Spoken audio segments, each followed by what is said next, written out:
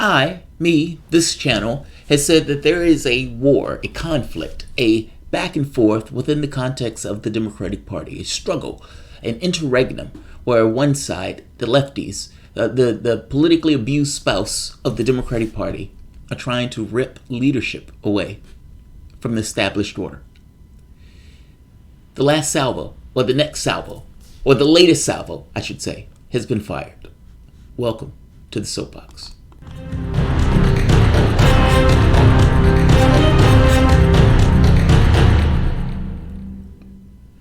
My name is Jamarl Thomas, and this is the Progressive Soapbox.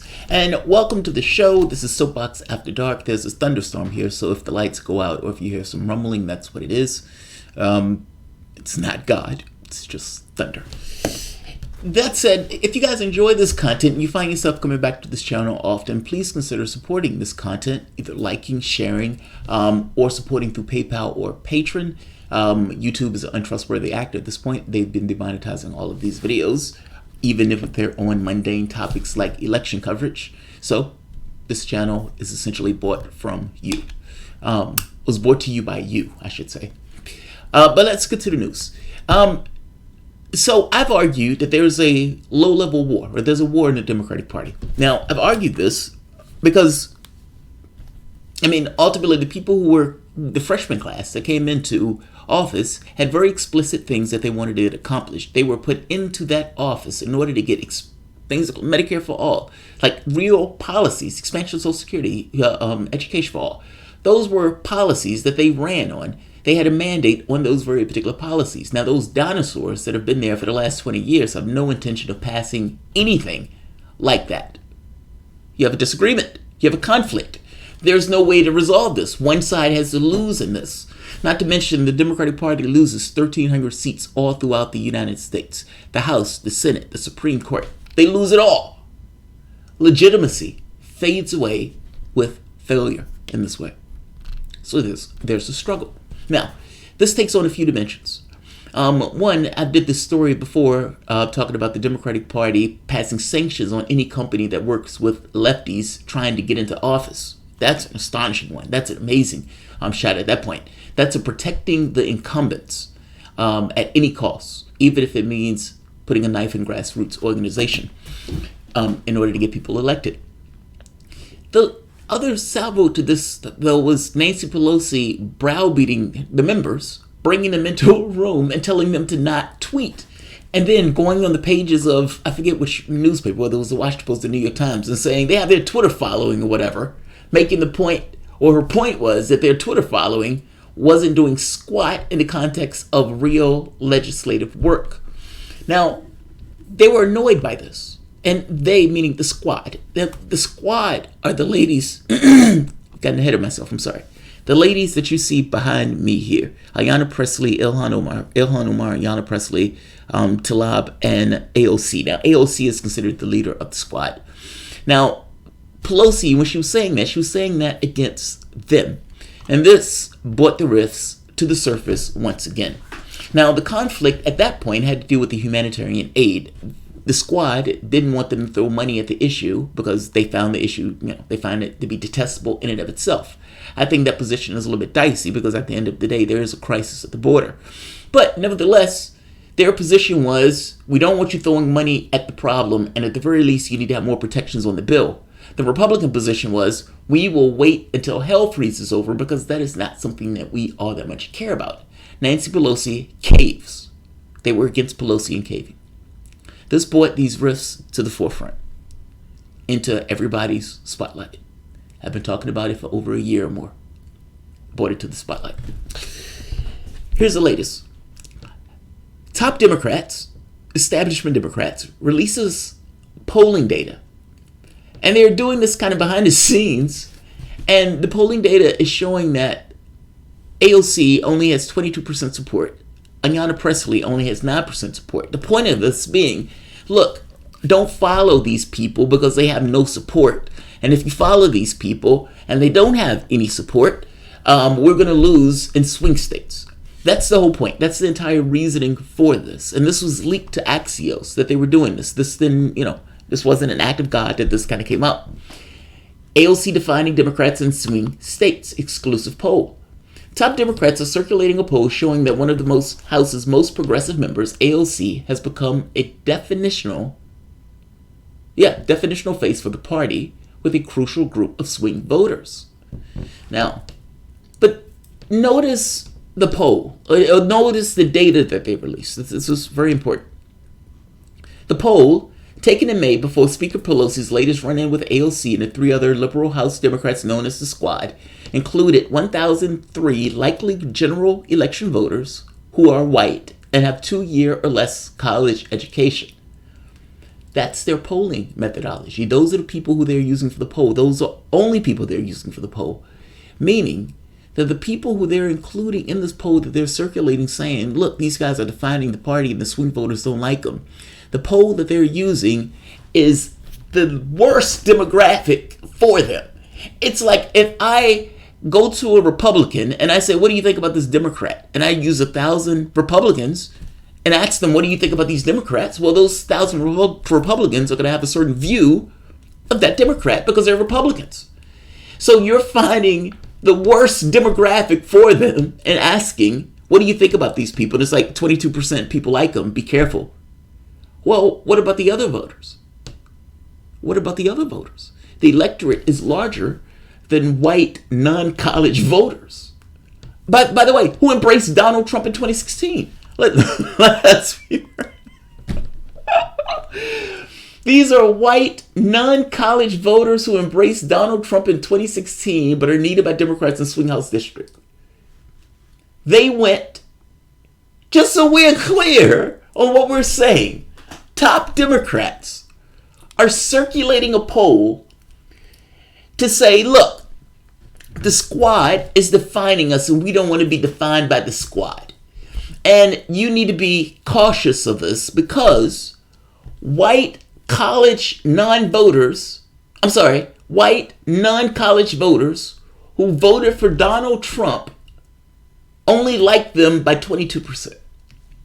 They went for the demographic that likes them the least in order to show that to the party to say, hey, maybe you need to back off on your support for these guys. What about the rest? Where's the rest of the poll, buddy?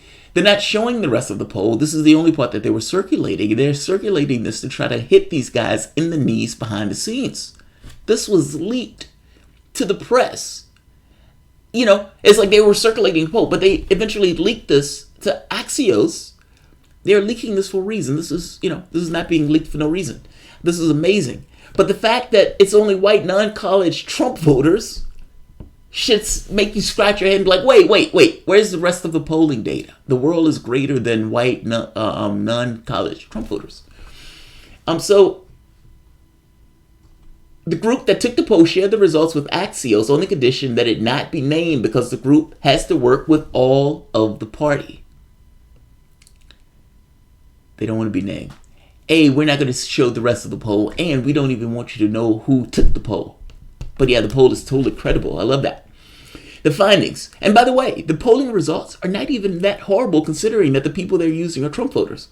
Ocasio was recognized by 74% of voters in the poll. 22% had a favorable view. But what would any Democrat view be of? I mean, what would their view be of any Democrat? Pick any random Democrat and ask a bunch of Trump voters, what do you think of this Democrat? I hope you get my point.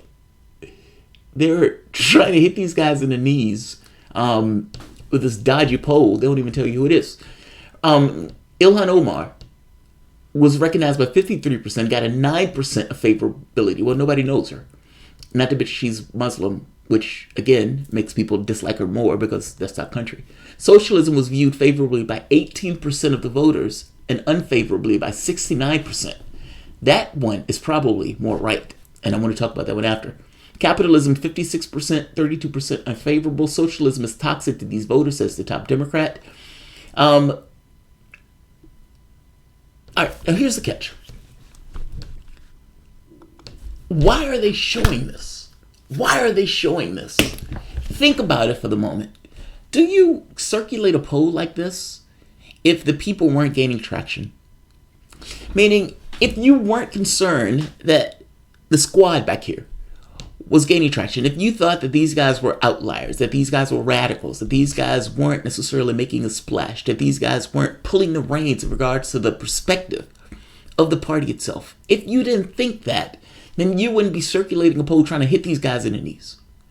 The only reason you would be circulating this poll if, in fact, they were gaining traction, if they were resonating, if something, some aspect of it, of what they were saying, was gaining ground. Where's the rest of the poll? If the overwhelming majority of Democratic voters support these guys, and you get 29% of Republicans supporting these guys, that's not necessarily a bad dynamic in regards to voting populace, and I would be curious on what other Democrats would get polling in the same thing. They're having a conversation about swing voters. They're trying to make this point that swing voters don't like these guys by only showing these sliver of the voting total. I'll put it to you this way.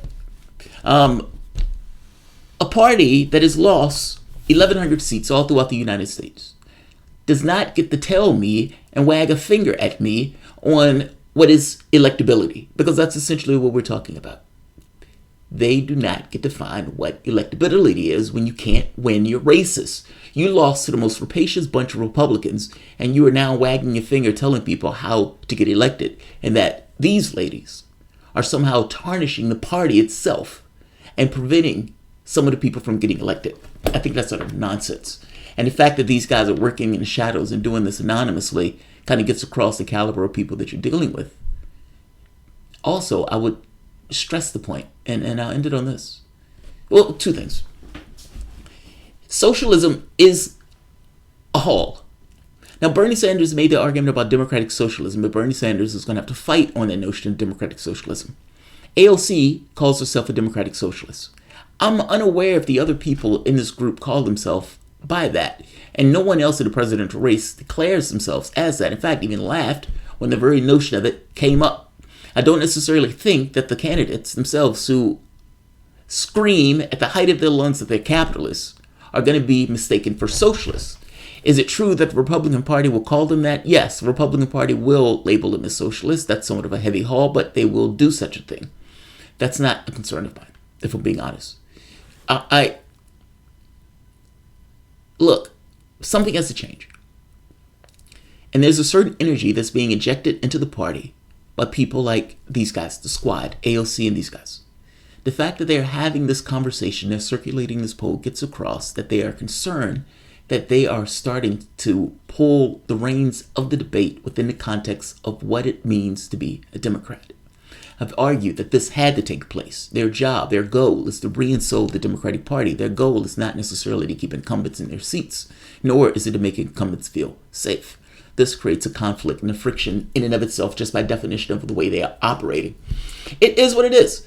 I look, at the end of the day, I seriously doubt that this is a situation that these guys are tarnishing. And the fact that they're not even showing the rest of the poll kind of gets across the credibility of the poll.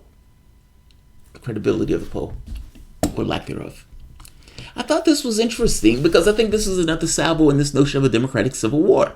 You have Democrats, part of the corporate wing of the party, literally putting out a poll trying to tarnish the other members of the party and using this in a way to hit these guys at the knees to get people to pull their support away from their ideas. That's the only reason you would do this behind the scenes like this, or leak this in this way where you're kind of circulating this information. So, I end this here. If you guys enjoy the content, please feel free to share, like, subscribe, and you can always support through PayPal or Patreon. Thanks all.